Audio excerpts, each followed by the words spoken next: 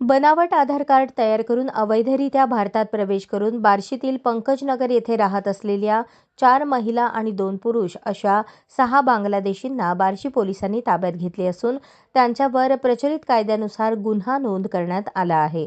याबाबत महिला पोलीस निरीक्षक सोनम जगताप यांनी पंकजनगर परिसरात बांगलादेशी नागरिकांकडून घुसखोरी आणि बनावट दस्तऐवज यांच्या वापरासंदर्भात शहर पोलिसात पारपत्र भारतात प्रवेश 1950 3A6A परकीय नागरिक आदेश 3-1 BNS 318-4 336-3 आणि 338 नुसार गुन्हा दाखल केला आहे.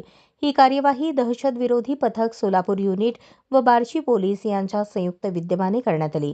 चौकशीत त्यांच्याकडे कोणतेही वैध पासपोर्ट किंवा व्हिसा नसल्याचे निष्पन्न झाले. यामध्ये रोख रक्कम 1,41,000 रुपये, 46,000चे मोबाईल, बनावट आधार कार्ड, बांगलादेशी कागदपत्रे,